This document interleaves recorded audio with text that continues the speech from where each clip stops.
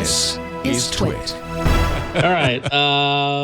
My app is super nifty, and I want you to check it out. It is called Idea Note, and it's actually a little note-taking kind of reminder app, but the interface is really cool. Once you enable it,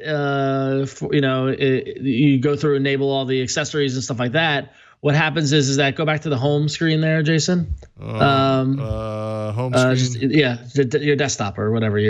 My home screen. Yeah, home screen. Yeah, home screen.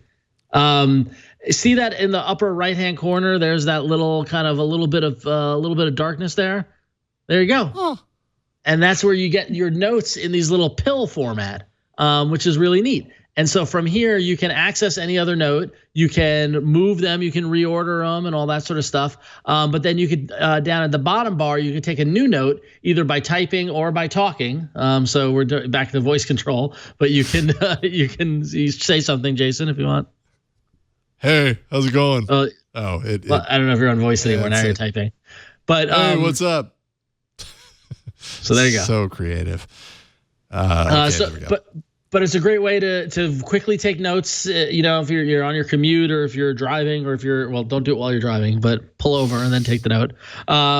But you're able to kind of add you can attach things, you can set timers around it. It has a whole bunch of the functionality that you would think about it, but it's this kind of hiding it in these little pill formats are pretty cool. So when you click away from it, Jason, or tap away from it, it just goes away. But now that's not the only way you can get to these. If you add a widget, can you add widgets to your screen? Heck yeah.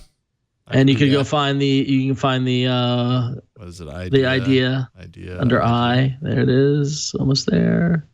Come on. So all the after G, there idea note. There it is.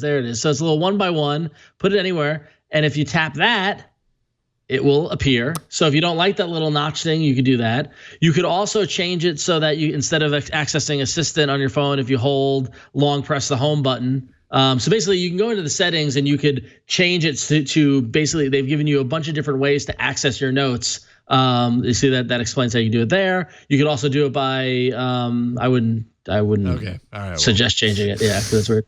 You could also set it to use the volume down button. You could always use it to automatically detect your voice. So it's super flexible in how it could do it. But then also you could just go into the app and access all your notes. They're all right here as well. And then if you hit the plus button in the upper right hand corner, you can create a new note and just type from there. So even if you don't want to use their little on top of the screen interface, you're able to manage all your notes from here.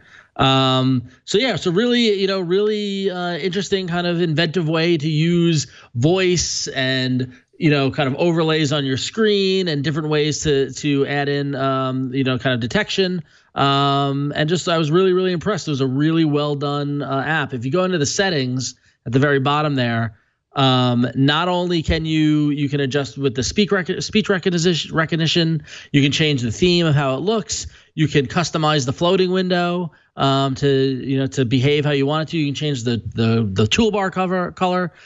Cards of the notes, you can change their size and their spacing, and you can customize the shortcut. It's like infinitely customizable. It gives you a lot of power over the control of the app. So Idea Note, great note taking. Actually, the full name is Idea Note, Voice Note, Floating Note, Idea Pill. But at least they got every single function in there. Hey man, SEO is a real thing. Really innovative, creative way to keep notes, give yourself reminders, capture information on the go, and be able to access it in an innovative kind of way. It's free in the Google Play Store. Idea Note, worth checking out. Right on. Idea Note, Voice Note, Floating Note, Idea Pill.